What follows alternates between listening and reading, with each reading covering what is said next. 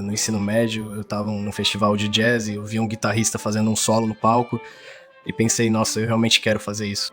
Eu realmente quero estar no palco, tocando um solo incrível.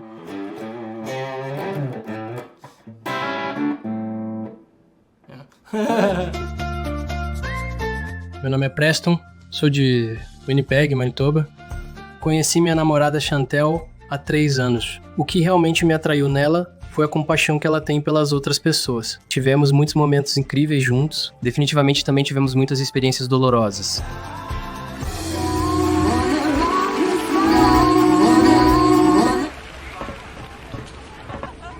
Vi pornografia pela primeira vez quando tinha uns 8 a 10 anos, por aí.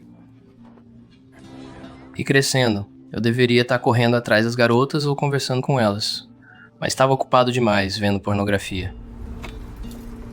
Agora, por que falar sobre como a pornografia afeta relacionamentos? Quer dizer, relacionamentos não veem pornografia, né? As pessoas veem indivíduos. E os efeitos estão acontecendo individualmente no cérebro de cada espectador. E talvez isso fosse tudo que importaria se vivêssemos nossas vidas sozinhos, mas não vivemos. Vivemos nossas vidas em relacionamentos, em casais, em famílias e comunidades. E se a única coisa que observamos é como a pornografia nos afeta como indivíduos, estamos provavelmente ignorando o impacto mais significativo da pornografia, sua tendência de mudar a forma como nos relacionamos com outras pessoas.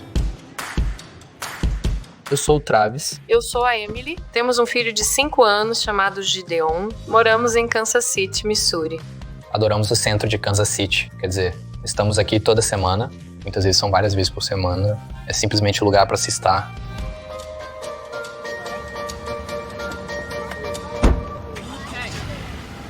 E acho que provavelmente estávamos namorando há cerca de 1 ano ou mais antes dela, sabe? Descobri sobre o meu problema com pornografia. E, cara, eu ficava acordado até as 2, 3, 4 da manhã, até ficar tão exausto que não conseguia mais ficar acordado, só baixando e consumindo pornografia. Se queremos falar sobre como a pornografia afeta relacionamentos, temos que falar sobre como a pornografia afeta as maneiras como pensamos e agimos em relação às outras pessoas. E para falar sobre isso, acho que vocês sabem aonde eu quero chegar. Temos que falar sobre uma macaquinha italiana. O quê? Vocês não sabiam que existem macacos italianos? Bom, tem uma história para vocês. Um dia, no início dos anos 1990, uma macaquinha estava sozinha em sua gaiola num laboratório de uma universidade italiana com eletrodos conectados ao seu cérebro. Por que havia eletrodos no cérebro dela? Porque os cientistas daquele laboratório estavam testando as células motoras dela. Células motoras. Isso significa ação física, pessoal. Em outras palavras, os eletrodos cerebrais não estavam lá para testar o que a macaca pensava. Estavam lá para testar o que a macaca fisicamente fazia. Por que estou dizendo isso? Só confia em mim. Vai ser importante mais tarde na história. Então esses eletrodos fazem um som quando a macaca faz algo que ativa essa parte do cérebro dela. Pegar alguma coisa, jogar alguma coisa, vocês entenderam a ideia. Bom, nossa história começa na hora do almoço. Ninguém fazendo nenhum experimento, a macaquinha só relaxando na gaiola dela, na dela. Mas naquele exato momento, do outro lado do laboratório, um dos pesquisadores pegou um amendoim e os eletrodos da macaca dispararam. Quão incrível é isso! Tá bom. Vocês se lembraram da coisa que eu disse pra lembrarem? Esqueceram, não foi? Poxa, eu disse que seria importante. Os eletrodos estavam conectados à parte do cérebro da macaca, que na verdade fisicamente se estica e pega um amendoim. Mas a macaca estava só sentada lá do outro lado da sala, sem comer amendoim. Enquanto outra pessoa comia um amendoim. E o cérebro da macaca tá ativo como se fosse ela quem estivesse fazendo isso. Foi uma descoberta totalmente acidental, por acaso. O que aquele cientista tinha acabado de descobrir eram, citando outro pesquisador, neurônios espelho. Uma das descobertas mais importantes já feitas sobre o cérebro. Na verdade, aqui, deixem o doutor explicar. Ele tem tipo 3 diplomas, 2 dos quais são em neurociência. Basicamente, ele é muito, muito inteligente. Então, como seres humanos, quando estamos assistindo algo, como um vídeo ou um filme, temos neurônios que disparam em nossos cérebros de forma similar a se estivéssemos fazendo isso nós mesmos. Então, os neurônios espelho são extremamente poderosos. Certo. Então, aprendemos observando. Mas é mais profundo que isso. Se estamos emocionalmente conectados ou se algo nos emociona, Isso nos ajuda a aprender melhor. O que é perigoso, porém, é que durante essa empolgação, se somos expostos a coisas ruins, estamos aprendendo coisas ruins com mais eficiência. Então, estar emocional, na verdade, leva a um melhor aprendizado. Aqui está a doutora Jill Manning, uma terapeuta matrimonial e familiar licenciada que se especializa em dependência sexual. Uma coisa sobre a qual me sinto muito apaixonada em relação à questão da pornografia é que o consumo de pornografia não apenas desenvolve hábitos ou até vícios. Ela muda as pessoas e muda você de formas que prejudicarão sua capacidade de se conectar e se relacionar de maneiras saudáveis e amorosas. Então, meu nome é Ash Cruz, sou de Los Angeles. Sou uma cowgirl da Califórnia, definitivamente de cabo a rabo. Sinto frio quando chega nos 21 graus. Então, tô vindo pro Oregon porque meu noivo mora aqui. Então, esse é o Ryan, meu noivo. Eu sei. E vamos nos casar em janeiro. Tô muito animada pra isso. Adoro amarelo. Tenho um suéter amarelo, unhas amarelas, travesseiros amarelos. Tem coisas amarelas aqui e ali. Essas contam. Esses são amarelos, sabonete amarelo. Então eu comecei a ver pornografia porque tava muito curiosa sobre o corpo humano. E provavelmente estava assistindo dia sim, dia não, se não todas as noites. Uma das formas como isso me mudou foi na maneira como vejo os homens. Mudou a forma como me relaciono com as pessoas. Achava que estava satisfazendo algum desejo, mas depois disso me sentia simplesmente vazia, simplesmente nada. Certo, então a pornografia nos muda. Mas o que ela muda? Quer dizer, não é como se a pornografia mudasse seu gosto musical, sei lá, suéteres. Agora, as coisas em você que a pornografia muda são exatamente as coisas que importam nos seus relacionamentos. Na verdade, aqui está uma boa forma de explicar. A pornografia muda o que amamos, o quanto amamos, como pensamos sobre aqueles que amamos e como expressamos amor. Então vamos falar sobre isso. Como exatamente a pornografia muda o que amamos? Acadêmicos têm o que chamam de modelo de excitação. Em termos simples, basicamente significa o que achamos atraente. Esse é o Dr. Jason S. Carroll, diretor associado da instituição Whitley. Ele também é professor de casamento e relações familiares. Então, basicamente, ele sabe muito sobre como as coisas afetam relacionamentos. A pornografia atualmente funciona como um estímulo supernormal. Tudo é exagerado e, conforme consumimos essas imagens repetidas vezes, não pode deixar de influenciar como nos vemos, mas também como começamos a ver os outros. Faz sentido que a pornografia afetaria o que amamos, porque com o tempo ela pode mudar o que nos atrai e o que desejamos. E é aí que chegamos à segunda forma como a pornografia afeta relacionamentos. Surgiram novos estudos longitudinais que mostraram impactos negativos na sensação de satisfação com os relacionamentos e na sensação de qualidade dos relacionamentos. Tava afetando meu relacionamento com a Chantel de uma forma que eu nunca teria imaginado. Eu estava fisicamente atraído por ela, mas estava tão condicionado a assistir pornografia e olhar para uma tela de computador que estar com uma pessoa real, não era mais suficiente. A pornografia pode causar uma diminuição na satisfação do relacionamento ou quanto estamos apaixonados por alguém. Também pode mudar como pensamos sobre aqueles que amamos ou como vemos os outros. Repetidas e repetidas vezes. Novamente, a pornografia conta a mesma história. Vamos deixar a doutora Gail Diniz participar. Ela é professora emérita de Sociologia e Estudos sobre Mulheres no Wheelock College em Boston. Em outras palavras, prestem atenção. Você não tem moralidade. Você não tem capacidade para intimidade. Não quer conexão. E as mulheres são objetos sexuais descartáveis. Quer dizer, essa é a narrativa da pornografia. A pornografia não se importa com a pessoa. Ela se importa com partes do corpo, características físicas. Quer dizer, ninguém vê pornografia e pensa, essas pessoas parecem interessantes. Será que eles têm algum hobby? Mas aqui está o problema. Quanto mais fixados estamos nessas características físicas, menos nos preocupamos com as pessoas reais por trás delas. Eu sou a Kai e esse é o Dylan. Então gostamos de brincar com fogo. Fogos de artifício são a nossa praia. Eu peguei fogo na minha camisa uma vez. Com um foguete de garrafa. Logo antes disso ela disse, tenha cuidado, não ponha fogo na sua camisa. E aí ela pegou fogo mesmo, então. Enquanto namorávamos, notei que o Dylan ficou bem fechado. Não conseguia fazê-lo falar sobre nada. Eu tentava fazê-lo falar sobre o seu dia, ou sentimentos, ou emoções. E ele estava quase como uma parede de tijolos. E pra mim, isso criou uma espécie de sinal de alerta, ou uma bandeira vermelha de que algo estava errado. Ela simplesmente me perguntou diretamente, você tem ou já lutou contra a pornografia? e lembro de parar um minuto e dizer assim, é algo com que luto agora, é algo com que tenho lutado há algum tempo. E acho que inicialmente, quando descobri, me senti despedaçada. Percebi que era um comportamento destrutivo e estava meio que vendo as mulheres mais como um objeto.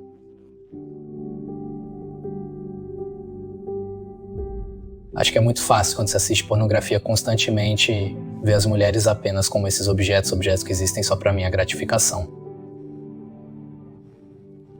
Havia tantos momentos em que eu poderia ter ajudado a vivenciarmos as alegrias de uma família que, sabe, ela se sentiu meio que como uma mãe solteira, acho, por muitos anos, porque eu tava mais focado na minha pornografia do que nela e no nosso filho.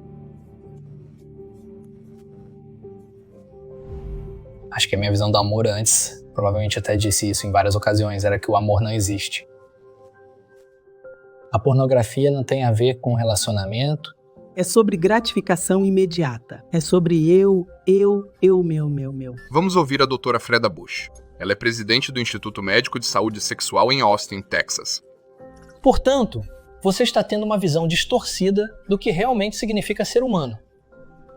Eu não queria um relacionamento real com ninguém. O drama que você tem que aguentar, todas as outras coisas, não valia a pena pra mim. Eu só queria ficar sozinho e fazer o que quisesse. É que a vida real eu não conseguia estar à altura da expectativa fantasiosa que eu tinha. Claro que a pornografia vai mudar a forma como pensamos sobre aqueles que amamos, porque nos faz vê-los como menos que humanos. E isso impacta imediatamente as formas como expressamos, ou não expressamos esse amor todos os dias. O cérebro humano, quando busca e vê pornografia, procura por conteúdo novo e variedade de conteúdo. Então a pornografia soft não permanecerá soft por muito tempo. Para que o cérebro humano seja estimulado e excitado, ele precisa escalar e mudar de conteúdo. Chegamos ao ponto em que apenas ver pornografia realmente não era suficiente para mim. Então eu queria, sabe, uma espécie de pornografia da vida real. E então realmente comecei a procurar, sabe, mulheres diferentes em salas de chat na internet, sites de encontros, e tentar ver se conseguia que elas me enviassem qualquer coisa que estivessem dispostas a enviar. Então aquilo a que expomos os nossos cérebros muda fisicamente o cérebro ao nível molecular, mas se o alimentamos com lixo como pornografia e conteúdo sexual violento. Isso pode realmente treinar o cérebro para mudar de forma muito prejudicial. Senti que nenhuma mulher tinha a mesma luta que eu tinha e toda a gente tinha problemas normais de mulher. Meio que comecei a mergulhar em coisas que eram mais pesadas. Chegou ao ponto em que comecei a tentar encontrar salas de chat aleatórias. Houve um momento em que me pediram para me encontrar com alguém e deram minha morada.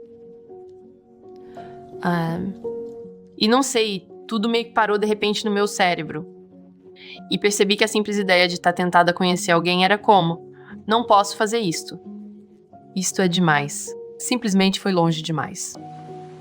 Quase fiz algo que era potencialmente perigoso e que punha a vida em risco.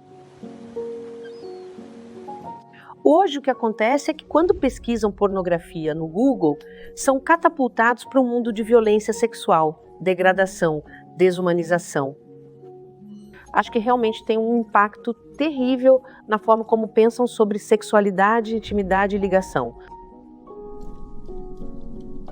Tinha esses sentimentos de inutilidade, porque era como se tivesse quase entregado a minha força de vontade a esta pornografia.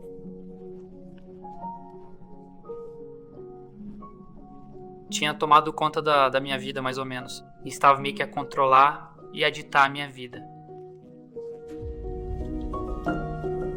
E cheguei a um ponto em que eu não aguentava mais. E não era que eu pensasse literalmente, eu quero morrer. Era que eu queria que a dor parasse. Eu queria que a culpa parasse. Eu queria parar de machucar as pessoas ao meu redor. Então, uma noite, tomei um coquetel com um monte de comprimidos. E me lembro de estar em pé quando os comprimidos fizeram efeito. E eu caí. E então me lembro apenas de tudo ficando escuro.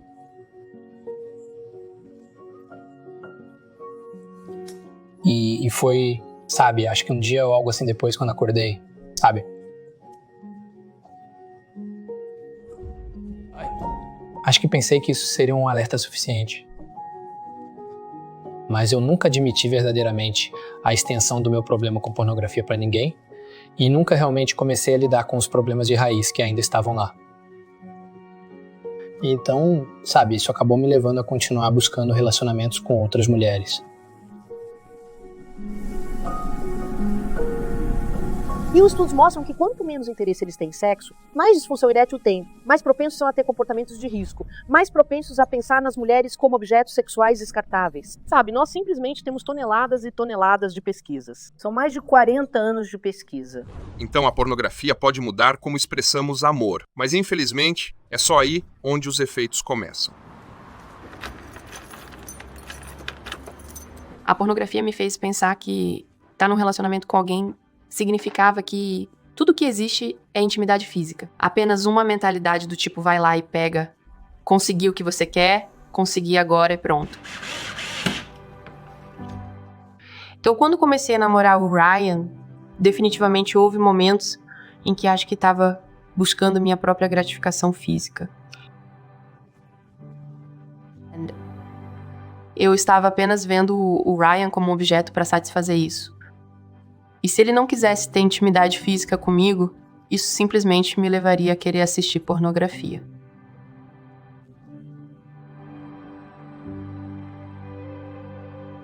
Senti que a intimidade era muito difícil no nosso casamento e sinto que continua sendo.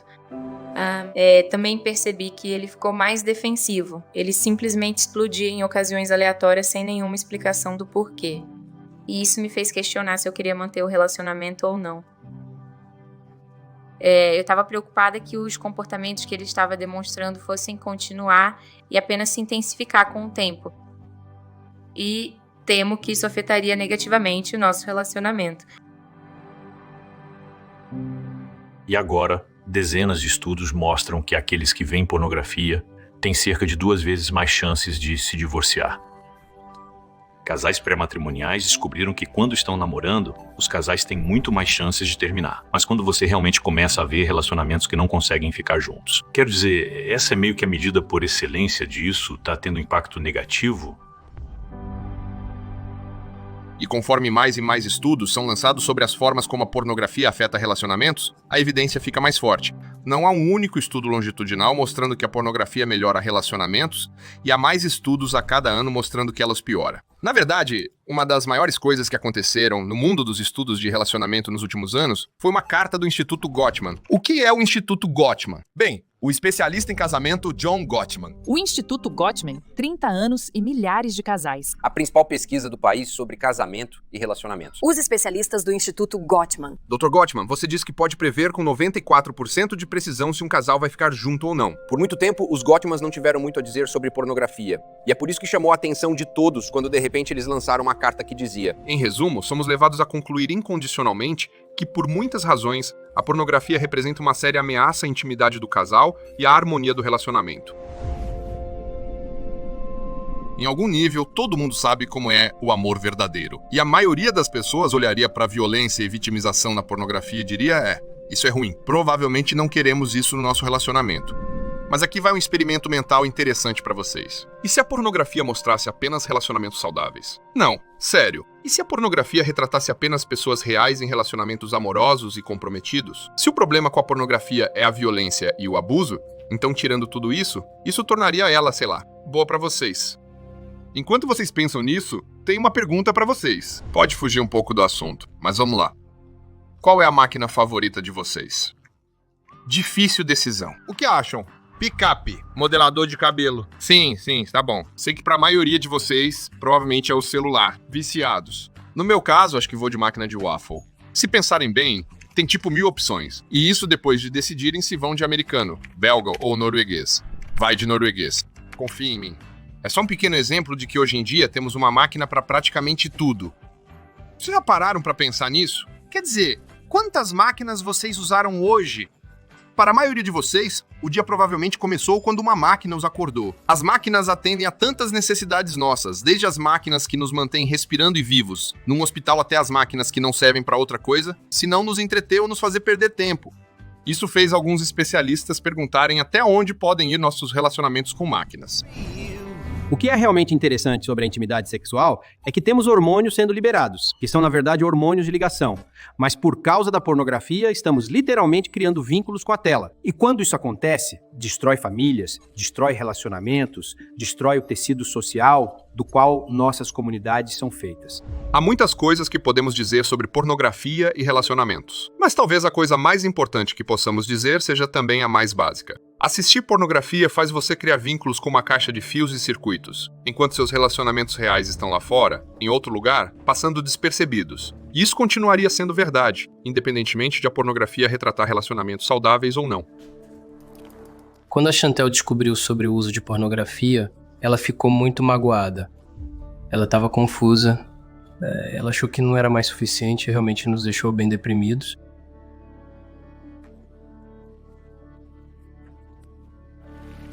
Comecei a ser atingido por muita culpa e vergonha, porque estava afetando o meu relacionamento com a Chantel.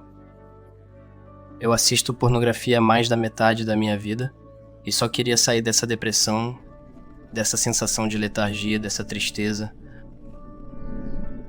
Ver a gente se despedaçando por causa de vídeos pornôs foi muito, muito difícil pra mim.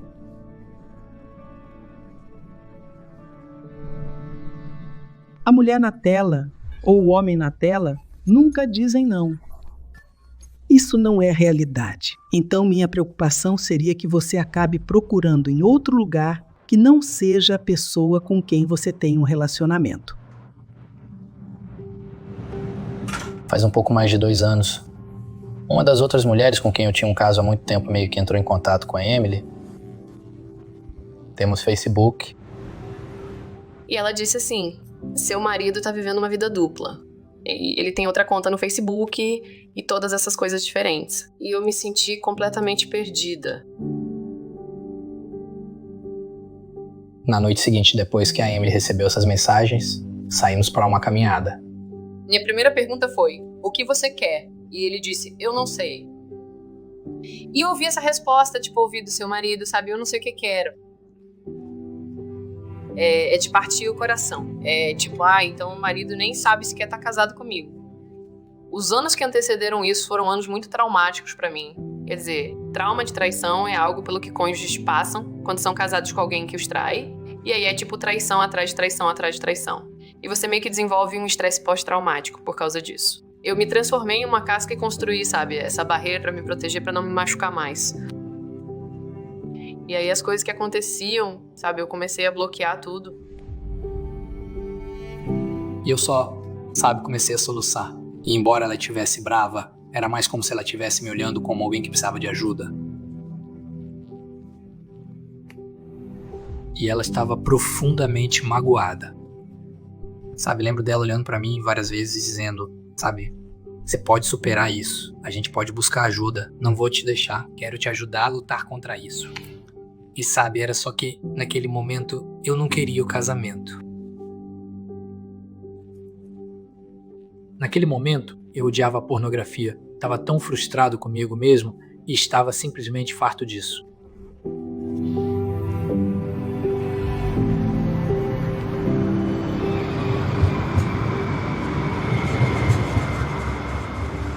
É importante reconhecer que há momentos em que ficar com alguém não é a coisa certa a fazer, especialmente quando o relacionamento se tornou degradante e abusivo.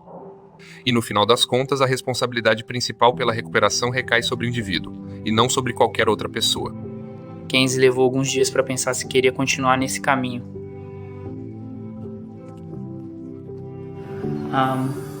No nosso relacionamento eu sabia que amava a Kenzie naquele momento e que conseguia me ver casando com ela, e isso era importante para mim. E eu meio que tive aquele momento interno de vou fazer tudo que puder para que isso funcione. Então no dia seguinte me encontrei com um conselheiro, logo depois comecei um programa de 12 passos porque sabia que precisava me melhorar antes de poder trabalhar nosso relacionamento.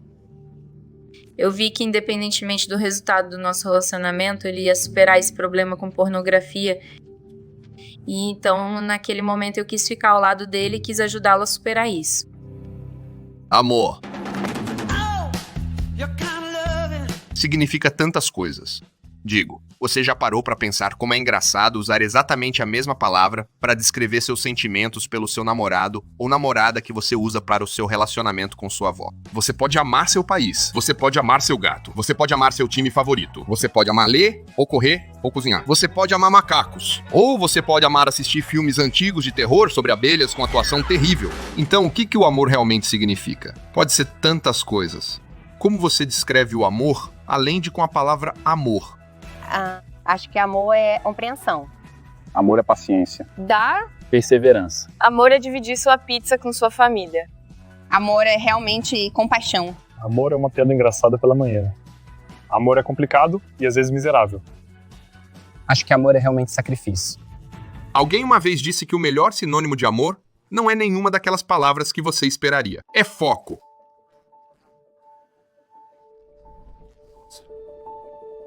Amar alguém é focar. Como uma pessoa é, como ela fala, como ela anda, o que a faz rir, o que a faz chorar. Mas então a pornografia aparece e destrói esse foco. E podemos falar sobre uma montanha de estudos e estatísticas ligando o uso de pornografia a tudo, desde aumento da infidelidade conjugal até disfunção erétil. Mas é realmente sobre foco. Não há substituto para a experiência de focar em outra pessoa. E não há substituto para o sentimento quando, vejam só, apesar de todas as suas falhas e erros, alguém foca de volta em você.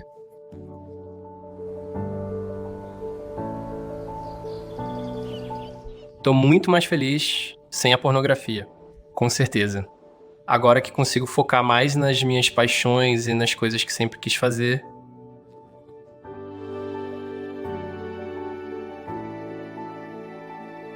Desde que superei a pornografia, tô mais feliz. Encontro verdadeira alegria e não apenas aquela alegria temporária que meu computador me dava.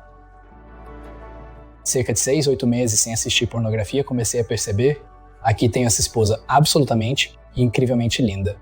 Conseguia ver a verdadeira beleza dela por dentro e por fora. Digo, a decisão dela de ficar comigo e acreditar em mim quando eu estava no meu pior momento, no final mudou minha vida.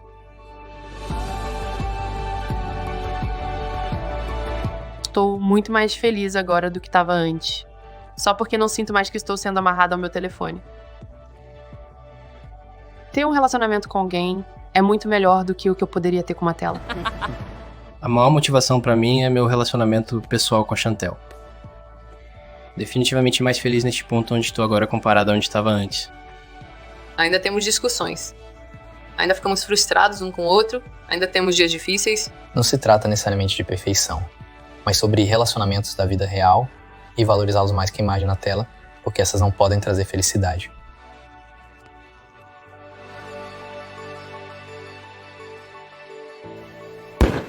Encontro alegria duradoura nas coisas que duram.